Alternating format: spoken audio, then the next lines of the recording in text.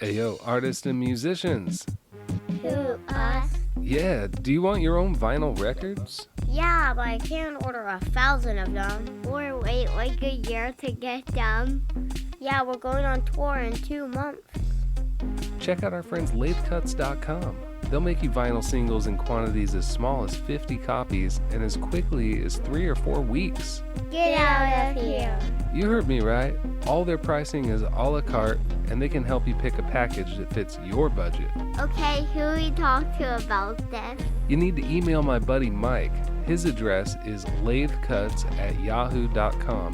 And if you mention low profile, you'll get a 10% overrun on your order. So if I order 50 records, Mike's gonna send you 55. if I order 75, I guess you would get 82 and a half? Something like that. Remember, you gotta mention low profile to get that deal, and it won't be around forever. What was the address again? That's lathecuts@yahoo.com. Custom-made records in small quantities. Mention low profile to get a 10% overrun on your order. And emailing now. Howdy, y'all. I'm your host, Markley Morrison, and this is the 65th episode of Low Profile. On today's episode, instead of our usual format, I've got a folklorist. Derek Peter lives in Connecticut and was introduced to me by Dollar Country host Franklin Fantini, or Frank the Drifter, who you might remember from a bonus episode from October 2021.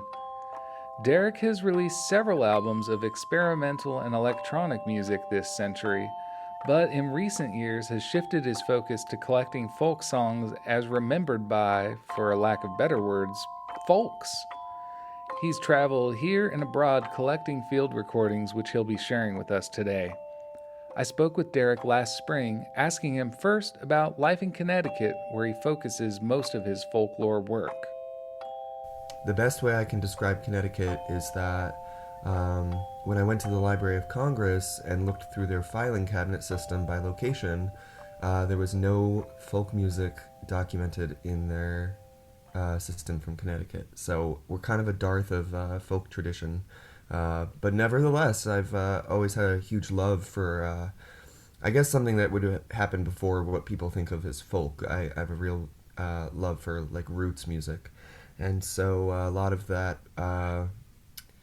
interest and passion took me to the Blue Ridge Mountains on the border of North Carolina and Tennessee. And so I've been working for the last 2.5 years with recordings from Avery County, North Carolina, from this family, the Bear family, and specifically Lena Bear Turbeville, who was just as good a singer as someone like Gene Ritchie or Texas Gladden, but for whatever reason got kind of lost to the annals of history. So I've been on like a rescue mission with some of these archival recordings of Lena and her family. Can we play right now one of her songs? I would go with her rendition of The House Carpenter. Well met, my old true love. Well met, said he. Just returned from the salt, salt sea, and it's all for the love of thee. I could have married a king's daughter, and she would have married me. I slighted her and all of her gold, and it's all for the love of thee. If you could have married a king's daughter, I'm sure you are to blame. I have married a house carpenter, and I think he's a nice young man. That's a song that was recorded a lot at the time, sort of right after the boon of accessible recording discs, so that, you know, it's more reliable than a wax cylinder, and right before the Second World War. So there was just a lot of stuff being taken in that frame of time, and so a lot of people sang The House Carpenter. So if anyone out there has a bent towards this kind of archival music, you will know that song pretty well. But you will also be able to tell pretty easily that Lena sings the hell out of it, and she does a very fine job. So, beyond the digging through the Library of Congress archives, you've also begun collecting folk songs yourself, sort of in the spirit of, say, like the Lomaxes, but I'd like to think maybe not as evil. I might refrain on that front, but yeah, I mean Lomax and the the gentleman that took Lena's family, Dr. Herbert Halpert, was a contemporary of Lomax, and I've seen letters exchanged between the two gentlemen. You've got Helen Harkness Flanders up here in New England. Again, it was a boon. You have to think that wax cylinders finally transformed sort of into the industry standard became acetate and aluminum discs, which were much more reliable, and it was right before the war broke out. And it's just a whole bunch of recordings being taken by various people all over North America, particularly North America, particularly the American South, but otherwhere, also New England and the Maritimes and whatnot. And I think that the reason I got into it is a lot of people are of the opinion that that was very much 100 years ago kind of endeavor, and that you can't collect much these days, and I'm sort of out to prove those people wrong. So I've been all over New England and the Blue Ridge Mountains, and I spent 4 months in Britain taking field recordings as well. How do you get yourself into this situation of recording a stranger singing a folk song to you? Well, it really varies. I mean, sometimes I have luck. I literally passed a gentleman on the street one day in York, England. I was on my way home. He just seemed like he'd know something neat, and I was like, no, don't do it. No, don't do it. That's weird. Don't introduce yourself. I wheeled myself around. Hi. I was like, my hunch won out and my whatever, and I said, I'm looking for folk music, and I can't tell you why, but you look like you might know something. And I felt terribly impolite doing this to a perfect stranger on the street. But are you familiar with the hymn, The Virgin Mary had a baby boy, and they said that his name was Jesus? Right, yeah, that's familiar. So we had a brief conversation, and he was explaining that when he was a child, he went to the West Indies with his mother, and then he sort of abruptly broke himself off, and he said, just wait a minute. And he ran up into his house, and he emerged with this thin blue book from Boozy and Hawkes. His mother had been a colleague of Edric Connor, and had published a book called was it Hymns and Spirituals of the West Indies? Edric Connor took The Virgin Mary Had a Baby Boy from this gentleman in the West Indies who was 92, and it was because of that Schirmer volume that it made it into the Cambridge Hymnal and then became a widely known hymn that people sing. So I met this gentleman who was the descendant of a woman who kind of made that song breach the mainstream. The Virgin Mary had a baby boy, and they say that his name was Jesus. Yeah. And that was pure intuition. So that's one way of getting into it. You just follow wild hunches, but it's also systematic. I'll go through, established and documented informants from the 30s and then try and locate their descendants. I think what I'm really after is the concept of a non-singer, which is a hard thing to sort of pin down, and I've gotten some flack for it being kind of a problematic term. Because if someone's going to sing for you, obviously they're not a non-singer. But what I'm really looking for is someone who's aware of these folk traditions and has memory of songs that were orally transmitted, but never really did anything with them. Just had these memories kind of privately kept and could recite these songs, but never really shared them, which is why I was so excited about the Edna Gibson recordings, because it feels very simpatico with what I'm sort of searching for, is this kind of private practice that was never put on stage or anything. Yeah, and for the listener, if you don't listen all the time, Edna Gibson has come up a few times on the show before, just sort of in passing, and this is one of those moments. But she's a lady from Southern Oregon that I've been trying to track down her story because I just happened across her tapes in a thrift store, home recorded tapes from probably the 1980s, maybe 70s. And yeah, we'll let you hear a little bit of that right here. I'll give me a home in Montana, a cowboy's bandana, and see how happy I'll be. Give me an old Dixie cabin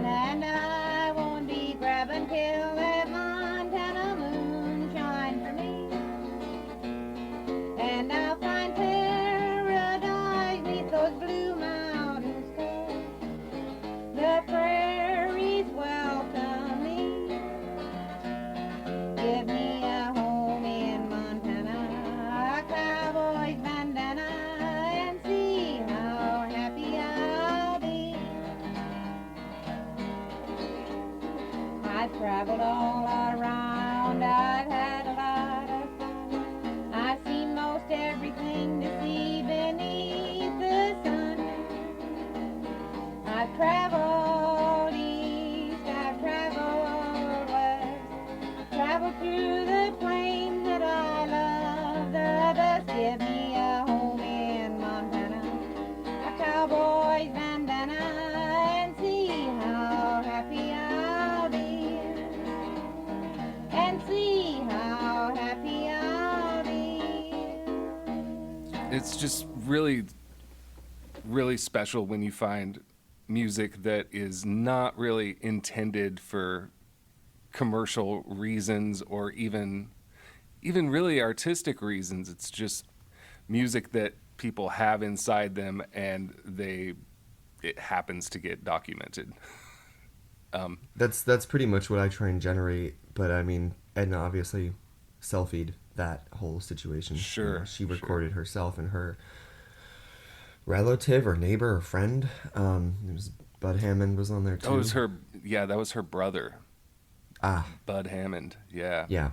I was able to get in touch with her daughter, and just a few very brief message exchanges online. She doesn't seem to be terribly interested in going into it, but I'm still working on her. So I mostly all I got out of her is that, yes, that was her uncle singing with her mom. Right, and by contrast, I had tremendous success with Lena's daughter. So you don't ever know what people are going to bring to what associations they're carrying around when you reach out like that. But I like to think I've been fairly successful looking for documented singers and then their descendants. I actually just met a woman who lives now in Connecticut, and her grandfather was documented as singing in Kingman, Maine, on a cylinder, but it was a pretty well preserved cylinder. And I wanted to do something with those recordings. And the Library of Congress suggested I reach out to the family, which was something I was doing anyway, so I was happy to find her. And we went to Panera Bread. She lives about an hour away from me, and she gave me photos and stories. It was really interesting to Oh, wow. be let into her grandfather's life. A lot of your work seems to focus on like the life of the song and how songs evolve over time and through, maybe misremembered lyrics, memories, just the songs themselves grow and change and mutate as they get passed down through time. Yeah, I think in a perfect world, I'd be Nancy Drewing and would find like the great great great great great great grandfather's letter that had the original song lyrics, and you'd know the origin. But that doesn't happen. It doesn't exist. I mean, some of the earliest written down representation of some of the great child ballads was in the Percy Folio, and it was in terrible shape when it came to light, and someone was sort of going to work with it. And pages had been ripped out to start fires, and so half the songs were missing. So you can't really point the arrow backwards in time very accurately, but what you can sort of do is point it forwards and see, okay, this was a recording from 1939. What do people remember? And sometimes you don't play them the recording right away. You say, yeah, so I have, your mom used to sing, Blackjack Davy all the time. What version was it? What do you remember? And you see what has survived, and then you reward them with the recording of their mom, and they cry, and it's a beautiful thing. But I'm always interested in what people remember first. Lena's daughter, for instance, described Frankie and Johnny as the song that everyone sang in the movies. And I didn't think I was going to take it from her because I assumed she'd learned it from the movies, but I ended up recording her singing that song because she made it clear that she'd learned it before that, and she recognized it later. She said she walked to the bartender, has my Johnny been here? He's my man, that he's doing me wrong. Anyway, she's hunting for him, and he walked up to the bar room, and the bar room said, I think he's gone. Anyway, he's gone to where that woman he's seeing is. I can remember that as the story in the song. It said, but he's my man, and he's doing me wrong. And something that she carries a pistol, and he begs her not to kill him, but she shoots him. But he was her lover, and that she was doing her wrong, and so she killed him. But now, the real killing was much more gory and bloody and bad. I mean, it was graphic. The true story of it, the true story of it, and her being taken down to the courthouse, and Harold could remember all of his people talking about them hanging Frankie Silvers down there at the courthouse, where it's every day when we go through Morgan, that's where they hung her. You'd go right by it. Yeah, every day Saturday, they always hung around the courthouse. But it's to me, it's terribly that's a terribly important recording, because she's made the delineation that this came from inside the house, so to speak. It wasn't a modern media situation, and it was only later that she was like, oh yeah, that's the song of my people. Mm-hmm. And it's tricky because TikTok and YouTube and iPads and phones and the inundation of the accessibility of media is tremendous now. And so to try and find people that, despite all that, have untarnished memories of songs that their family sang before the advent of even radio it's a challenge, but it's so rewarding when you can come across it. And sometimes all that is left is a fragment. I mean, I was in Yorkshire. I went to this person's farm. He's called Will Noble. You can look him up if you look up Will Noble Yorkshire, he's got a tremendous website and a performance presence and a Facebook page and a YouTube, and he does the folk thing. So I was doubtful that I would find anything too interesting, because he seemed obviously that he'd learned a great many songs from other people, not only his family, and he performed these songs and he got into the habit of making the festival circuits or whatever. Didn't seem to be what I was after, and he wowed me with his 2-part harmonies with his wife and his long Edwardian poems. And then I finally gently said, but do you remember what got you into singing in the first place? I mean, who in your family sung? And he had just a fragment of something he called the Prickety Bush, and he kind of like la la la la, I didn't even remember half the words. Mm-hmm. Kind of got the chorus, and I was like, well, that's the Maid Freed from the Gallows. That's a child ballad from 500 or 600 years ago, if not more.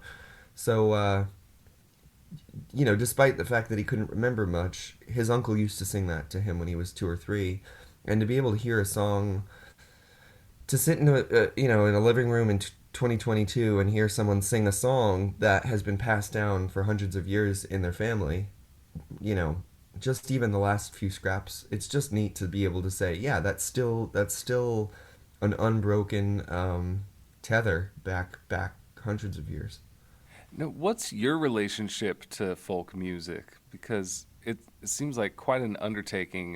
You clearly very well informed about all these songs and where they come from. And where does that come from with you personally? Is that something that happened in your family? I think it's two things at once, which is, when I was like a teenager, remix culture was pretty fervent. The maxi single was sort of a ridiculous luxury of the mid-aughts. Everyone from, Gwen Stefani to Incubus were putting out maxi singles.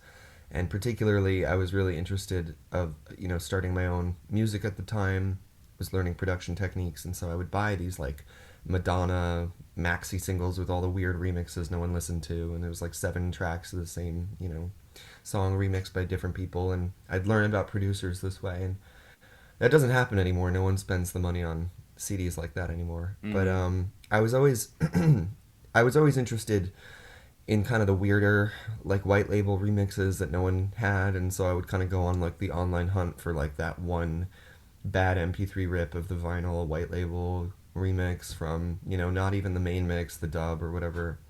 And so I became very classifying and organizing and librarian-esque about this process. And so I think that's sort of honed this muscle of like, how many versions of a ballad are there, and where does it come from, and what's the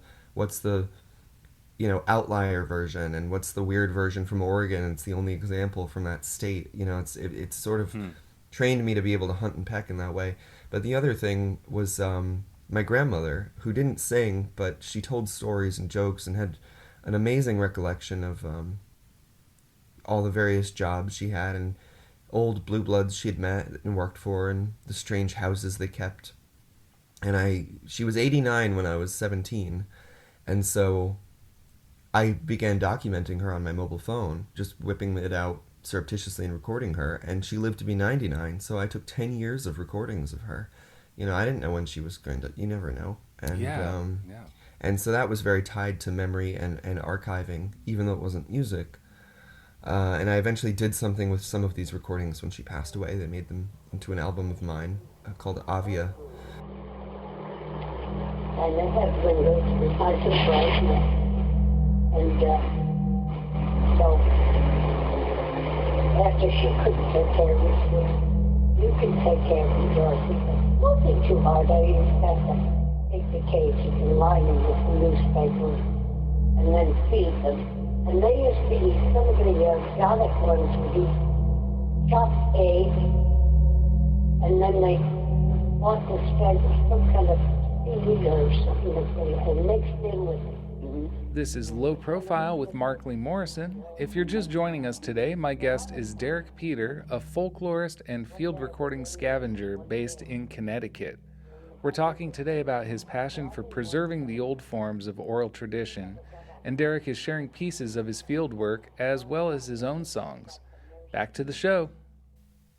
I didn't realize when we first got in touch that you were a pretty prolific artist in the sort of, there's a lot of electronic and minimalism and experimental sort of textures and sound collage. You've got your Forest People pop record with all the affected singing. And that was also an ode to folk music, but it was more Thai, Indonesian, Burmese folk music. The percussion was pretty intentionally bamboo-y, or I would actually buy and crunch up bamboo pipes and leaves and things to make the beats and rhythms. And that was me kind of imagining this hyper gloss pop thing, like a Sophie or a 100 Gex or Arca, but imagining it in a little hut somewhere in Malaysia. Kind of taking this like super cosmopolitan, manicured, modern pop situation and kind of giving it its scruffy little sister with uncombed hair and tears in the jeans and stuff, and kind of trying to take it to the next step and connect it with really its arch enemy, which is this very indigenous folk music that's primitive and timeless. To try and bring those two polar opposites together, that was sort of the aim of Forest People Pop.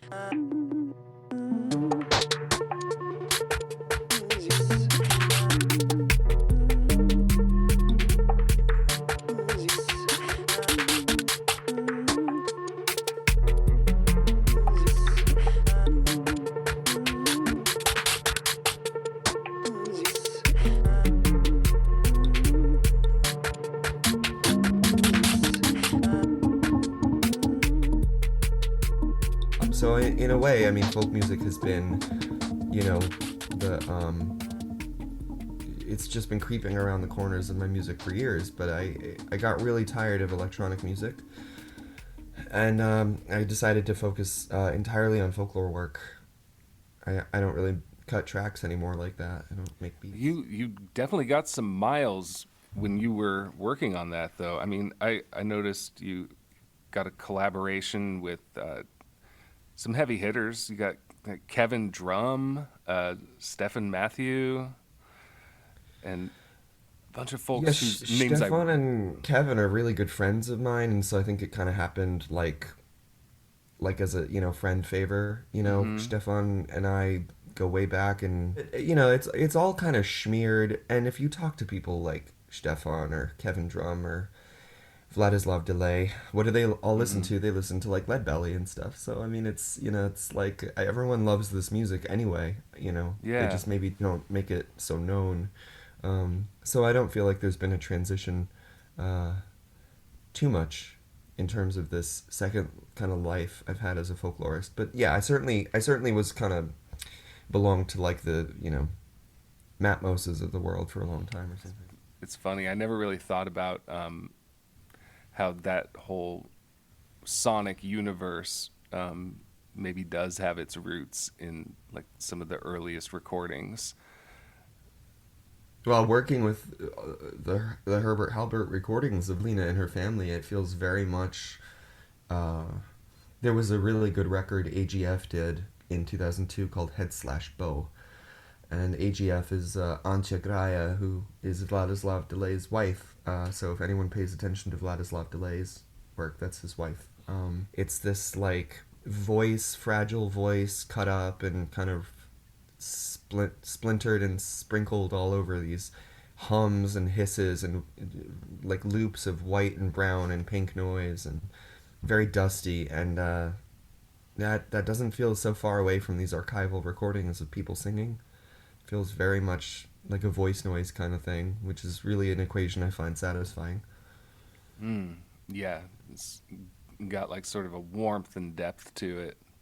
So in many ways, I feel that this is full circle for me. Yeah, I get that. Well, I was wondering if you could share the story of a scenario. One of the field recordings that you shared with me is Ilklimor Bartat by Gareth Coles. I knew you were going to ask about this. Yeah. Oh, Ilklimor Bartat. Oh, Ilklimor Bartat. Oh, Ilklimor Bartat. That will catch thee death a cold. On Ilklimor Bartat. That will catch thee death a cold. That will Well, catch thee death a cold. when I got to York, I was mostly like thinking like ballads, and I was pretty brusquely discouraged by a colleague when we met in my garden that I was staying at, and I wasn't staying at a garden. The house had a garden, and he was like, you're not really gonna find ballads around here. And I said, well, we'll see. I'm gonna try. And I went several places and collected several things. But anyway, he turned out to mostly be right.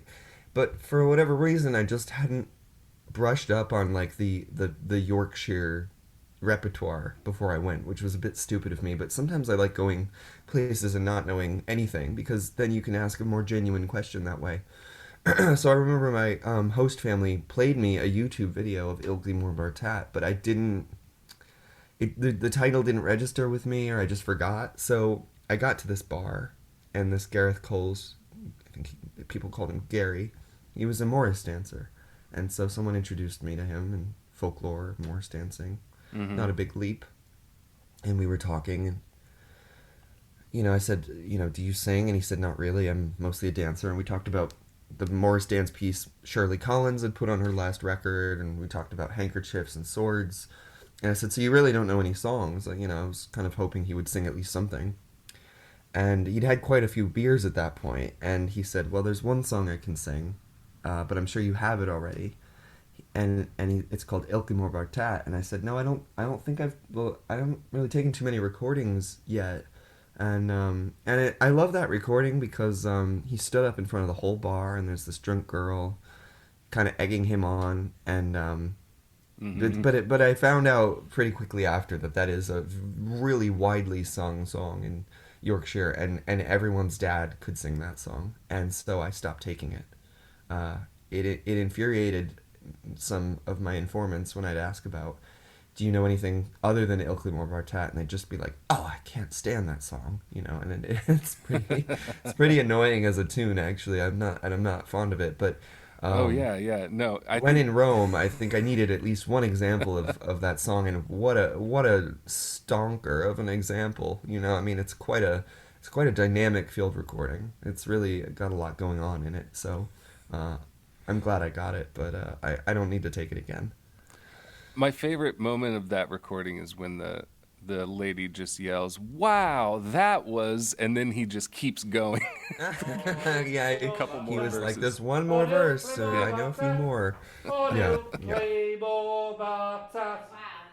Then we shall all play at thee, or do play more batatas. Then we shall all have eaten thee. Then we Yeah, shall all yeah. It was his moment, and I'm so glad I took it that way rather than just someone's dad singing it or something. Because Yeah. it turned out everyone knew that song, and so it just didn't seem worth taking again. But I'm glad I got at least one for sure. Have you been approached very often now that you're sort of making a name for yourself in this field? Do people seek you out to share songs with you? Yeah, a few times I'll get phone calls. I've put my contacts in the newspapers, similar to what you did with Edna Gibson. And I had this one man call me from North Carolina, and he's blind, but he is a descendant of Lulubelle and Scotty, and so he sang me a couple, like When the Sun Goes Down Again, things like that he remembered his mother singing. I forget how he was related to Lulubelle and Scotty. They might have been an aunt or an uncle of his. But I get, here and there people reach out.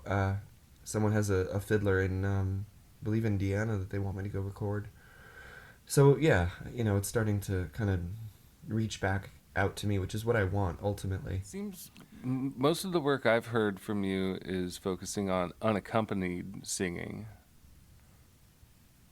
That feels accurate. Yeah, Yeah. but I'm I'm always interested in, if someone really can play the spoons, I'd like to hear it. I'm just because I'm a vocalist, I'm always on the hunt for the song. I've also documented some jack tales, which are these long stories told in the mountains mostly. Came over from England.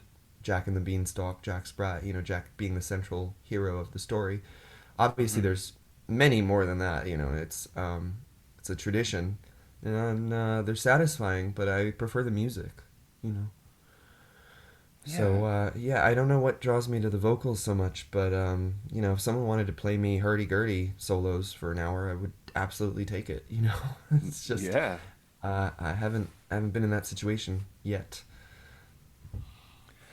What's the music community like in your area? I know in the 80s Connecticut had like a pretty cool like a hip hop scene going on.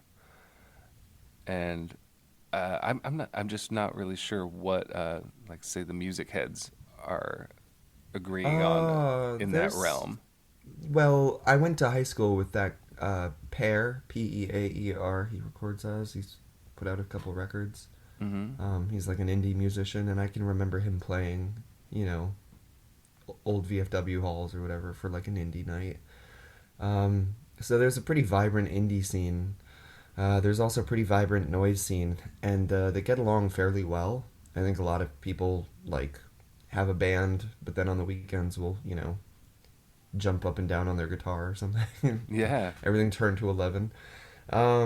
So yeah, especially in New Haven, there's a lot of basement noise shows. It feels like Leeds in a way of like noise, crusty, and a lot of people from across the pond know each other. But yeah, I mean, I think it rings true what I said earlier. That there was nothing in the Library of Congress file cabinet for location Connecticut. Folk songs. It's just not a lot of people.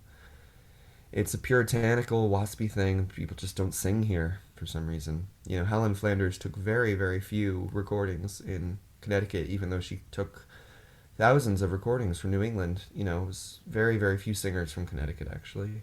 And if there were, they knew maybe one or two songs, generally. So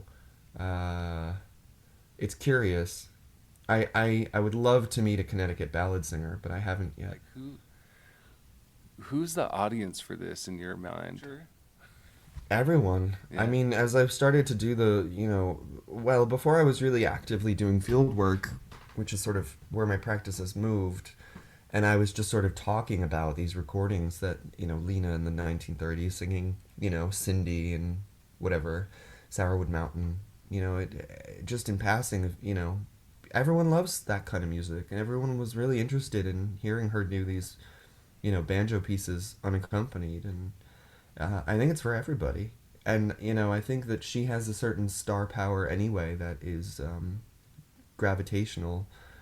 People really seem to want to use her face and platform her voice, and she's graced the cover of a magazine already, and been, on WFMU and NTS, so, it's like, it's not really my story, it's just like, go Lena, I've got my little pennant flag, and I'm running the touchdown or something, bad sports analogy, but, I'm the cheerleader for her, and, I think more broadly, people just don't know where to find this stuff, and, if I can be the hand pointing to the moon, or whatever the Buddhist saying is, great. And then people can look at the moon. I have a friend who does back end for WFMU's, he's like, he gets the call on his beeper at 3 a.m. if the thing goes down or whatever. And he suggested that I try and pitch a freeform show for WFMU. And so my, ambition was that I would do some crazy 3-hour jumble and it would air at 4 a.m. and 2 people would hear it. And the director said, I don't want that. I don't want you to do a freeform show for me. And I thought, okay. And he said, I want you to do a regular show. I want you to provide documentation of what you're doing. And I want it to go on primetime this summer. So I need you to slow down. I don't want any crossfades between the tracks. And every few songs, I want you to explain where that came from and what that person was doing. Because these recordings are blowing my mind. And I had just been picking things out of like the Max Hunter repository or the Wolf Folklore Collection, and these are all available online as MP3s. But I think because people don't know where to look for them, they just have no clue that all this feral vocal folk exists. And so I didn't expect to wow him as much as I did. So I'm going to do a residency for WFMU this summer and explain exciting. A lot of these tracks. But, I do think that the audience is everyone.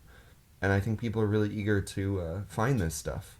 That makes perfect sense to me that WFMU would pick this up and that you get to, share your insights and just coming from someone who cares so deeply about these recordings and where they come from. Are there any countries that you'd like to explore that you don't have any background info on, or that you're just barely scratching the surface? I mean, where would you like to take this work in the future?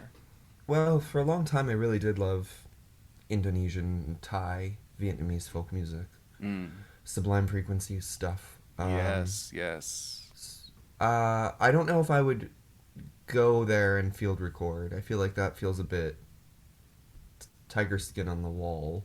I think it's more comfortable for me to work with other white people, for lack of a more delicate way to put that. It just feels less colonialist and invasive. And this work is already, you strive to make the informants into collaborators and give them equal footing, but it's still, I can struggle sometimes with how invasive it feels sometimes. Because anyway, that being said, the Maritimes are really interesting to me. I'd like to go to like Prince Edward Island, for instance, and see if anyone in a little shack still remembers these songs. Little old granny somewhere, making bouillabaisse or whatever. Canada is sort of next for me, perhaps, but I think America is so wide and weird that I could spend my whole life and not even scratch the surface of America. I mean, Arkansas, Oklahoma, Utah, Arizona had a couple of amazing... The Friends of Arizona Folklore label, which was very short-lived, put out a couple of amazing records of people doing things like the Kicking Mule and Red River Valley and the Little Mohi, but it's like an Arizona version. It's really, really interesting. I didn't know folk music kind of made it that far and kind of retained...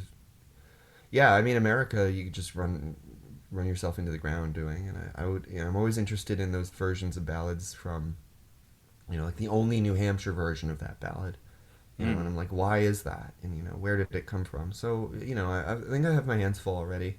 I don't need to jet set. Yeah, sure. There's plenty to dig for just in your own backyard. That's it on M. Yeah. Wow. So yeah, I think that Canada. I have a lot of contacts in Newfoundland that I should go visit, and it would be really nice to do some recording up there. But I'm England was interesting because there was sort of not that many complete versions of things, but I would go back and do like Scotland and Ireland. I think that'd be interesting. But America, mainland America, and Canada, it seems like a worthy place to spend my time. Yeah, absolutely. And there's such a melting pot, just especially on the east coast of Canada. So many different cultures are represented there that I'm curious to where a lot of the overlap would be in that Well, there were a region. lot of Scotch settlers, of course, and English, but also German. So one of my favorite people to read about was a little old man called Nathan Hatt, Hatt, and he couldn't read or write, and had no idea where his family came from. But Helen Crichton, who was a folklorist in Nova Scotia, did some digging on Nathan's behalf and found out that they were either HTT or ATT. There was someone named like At or Hat in the census, and they seemed to be of German descent. But nonetheless, he knew a lot of Anglo-American ballads like Lambkin or Young but Daily Growing or things like that. So it regardless of their origin, I think Canada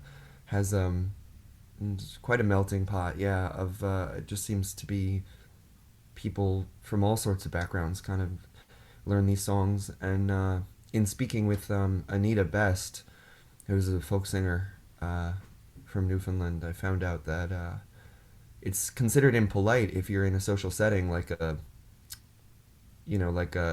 family gathering or a little house party by the fireplace. If you don't bring a song to sing, it's considered terribly impolite, and you should at least know one or two ballads that you can sing. I love that. To bring to a gathering. So in that way, they've kind of forced the tradition to stay alive, and that's a non-singer if I've ever heard one. If you have to go over to Auntie May's house and you need to know Barbara Allen, well, you're going to learn it, whether you want to sing it or not. I was in the merry month of May, when the green buds they was falling, sweet William on his deathbed lay, for love of Barbara Allen. Do you practice music still? Do you like to learn these songs yourself? I know that you play a number of instruments. Yeah, I've been a singer since I was little, and I was singing along to movies and stuff, and did a record last year called Making and then Unmaking, and there was one ballad on there that was traditional, and now I've got a new record that's almost done called The Devil Knows How, and it's almost entirely traditional music. The old Farmer's Cursed Wife and Hangman, and then I have two pieces on there that are kind of Avia-esque in that I took recordings of Lena and Lena's daughter and I set them to music because both ladies recalled vividly that their whole family would sit out at night, by the lamplight or by the fire and sing. They both said very, very similar things in these interviews, so I wanted to kind of mirror that. But otherwise, it's me singing traditional ballads that I've selected. What's your sweet spot with instrument-wise? What do you gravitate toward? I like playing organ a lot. Mm-hmm. I think that's probably my favorite thing. I mean, that's the thing I'm best at, is I can play keys pretty well. I can play winds a little bit still, and I used to be able to play strings, but yeah, keys. So I think having access to a pump organ with a lot of stops is like, I could spend all day doing that. Yeah. And it's pretty close to the human voice too, so go figure. Definitely. I used to have a harmonium, man, and I just was on cloud 9 whenever I'd be playing that thing. Yeah, they're excellent. Harmonica too is, I think written off as kind of like a jailhouse sitcom instrument, but it's actually, a pretty incredible thing. Oh yeah. So that's a bit of a nuisance to people nearby me, but I do enjoy busting out a harmonica once in a while too. Similar idea to a keyboard. Mm-hmm. But it's so portable. That's it, yeah, which is a wonderful, wonderful plus. Do you mess with analog recording at all? Do you use tape ever? Yeah, I'm really mad at myself because I left my batteries in this dictaphone I'd had for 10 years, and I came home from England and it was all green goop and it broke. So I'm having a really hard time finding a new one. I've bought two off eBay and they were both completely broken. Worked, quotes, but what worked meant the light turned on. So one of the admirers of my work for a long time has been Scott Solter, who is mixer to the gods. He's mixed records for St. Vincent and the Mountain Goats and Spoon, and has somehow got onto my music, and we've exchanged emails for years. And so I was doing the electronic thing, and he'd done some really nice murky remixes for me like 7 years ago or whatever. But as I've been kind of leaning into the folk thing, he kind of took a deeper role and has been helping me produce these records, because I think he has a really, really special sense of texture and treatment of acoustic instruments. But he has a really holistic view of how instruments should sound, I guess. So it's a very long answer to your question, but for The Devil Knows How, this new record, I was so inspired by all these folk collections online of varying fidelity, and I said, without making it an old-timey record, I'd really be interested to play with different fidelity and different tape situations. And he's got at his disposal different tape decks and reel-to-reel machines and wire recorders and all these. And so we've given each track on the record a slightly subtle patina, sometimes not so subtle. But I've tried to kind of give it the sense of a collection that evolved over time with the advent of different recording instruments. So without making it like a handlebar mustache, fixie bike, Victrola situation, just tried to give it sort of a dip it slightly in time. So that's been a lot of fun. So yeah, I mess with tape is the short answer.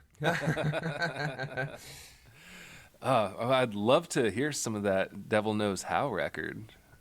I will send you a private link. By the time this goes out, it may have been released, but I'm aiming for the summer, but I'm not sure. Okay. Well, can the listener hear something from that right now? Is there a particular let's track? We'll put on I'm Going Back to North Carolina, and here it is, folks.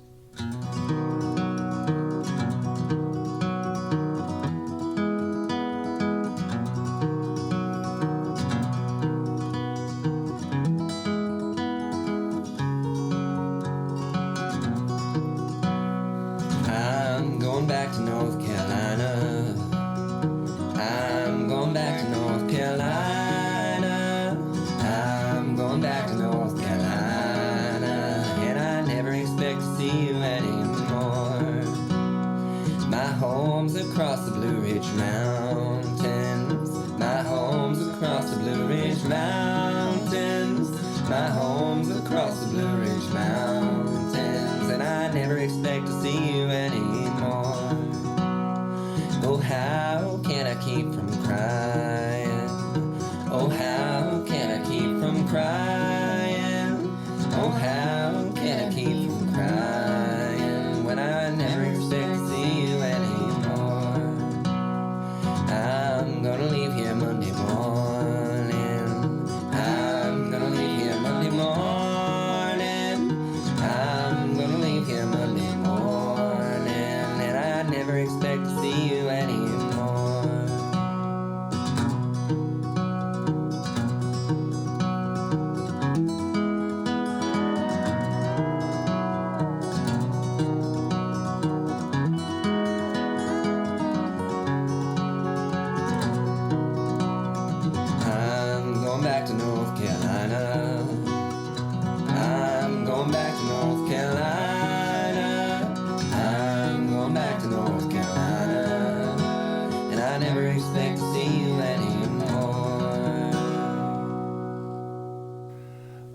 Do you plan on touring for this work? God, I hope so.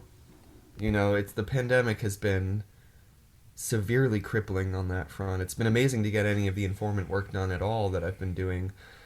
I gave a library lecture last week that was the kickoff of like a library tour, so I'm kind of speaking about this work and these recordings, more to invite people to come forward and share their own stories. Yeah, that's great.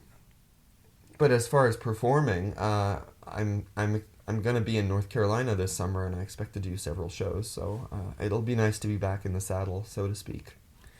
And then you've got your on the side when you're traveling, you can continue to do your folklore work.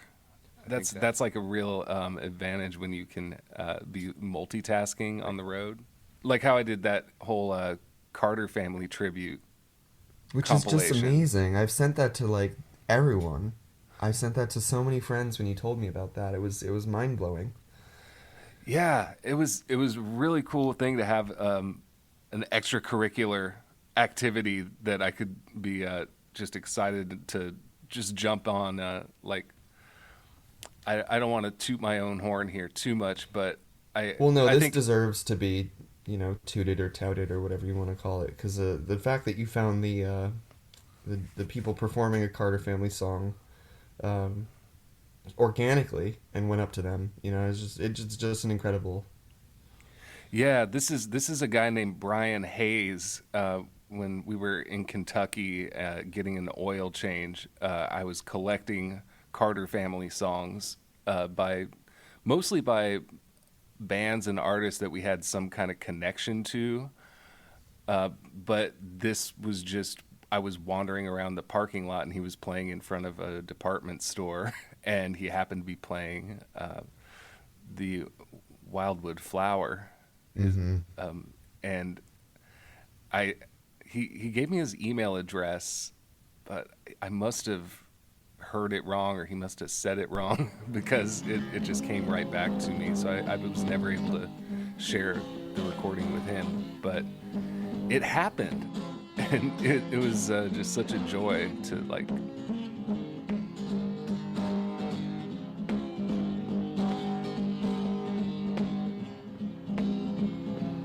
Run my fingers, waving black hair, with lilies so pale and roses so fair. Riding meadow with the emerald king, and her wildwood flowers, eyes right blue. Told her I loved her, she was proud, and I lost in blue for every hour. I left her and lost her, tell you it's true. Her wildwood flowers, eyes right blue.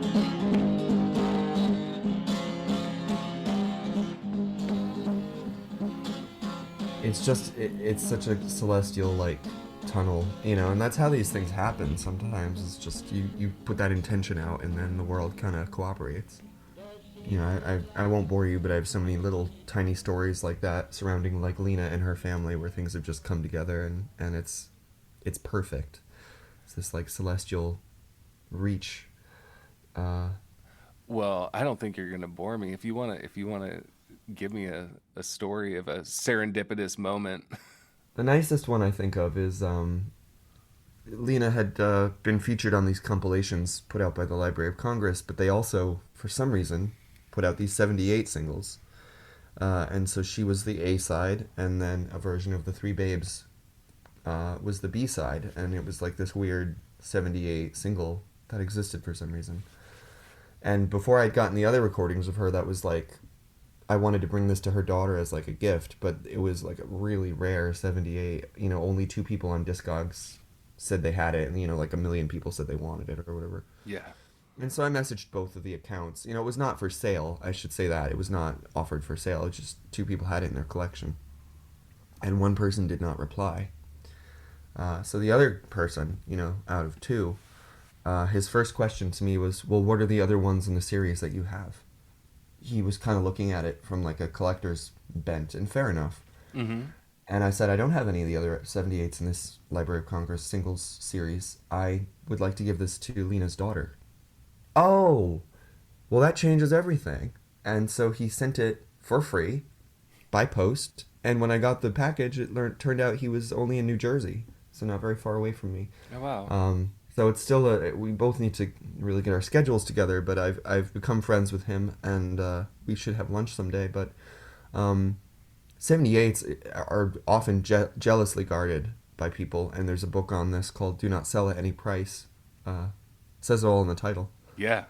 So it was nothing short of a miracle that this person was fairly local and was willing to part with this record for nothing, you know. So that's one, just that comes to mind of the universe just kind of cooperating around these singers in their lives. Killer. Okay, well, man, I kind of feel like we did it. How do you feel? Do you have any more anything else you want to get into? That was a nice note to end on, I think. But if anyone out there is listening and they're like, "Oh yeah, my grandma used to sing this one song," even if it's just a bit of one song, or your aunt, please write either Markley or myself. d@derekpiotr.com. It would be wonderful to, the thing that keeps me going on this work is the stories that I get back. So if anyone wants to be in touch, that would be really cool. Yeah, I'm sure that people out there have something that falls in line with this, even if it's remembering a lullaby and they're not sure where it came from. Yeah, no song too big or small. Please write in to either Markley or myself, because even if it was just a piece of Barbara Allen, I'd be curious what your way of Barbara Allen was. That's a song that's been sung to death, but maybe it's a melody I've never heard before. You just don't know. I'd love to hear it. Well, Derek, thank you so much for your time and for the hard work you're doing, the good work. This is really important, really important stuff.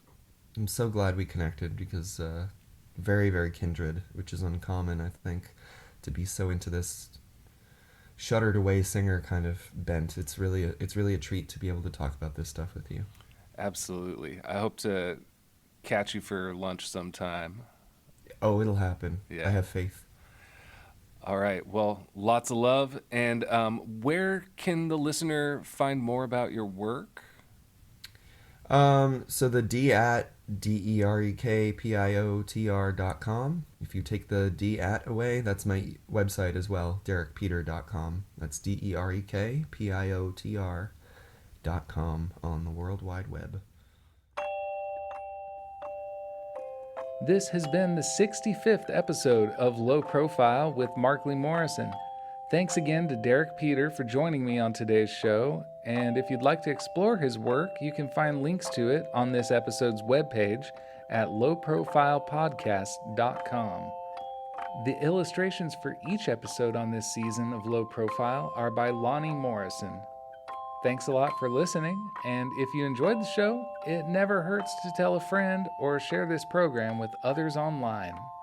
Jack Habiger's Celebrity Telethon is up next here on KAOS 89.3 Olympia Community Powered Radio.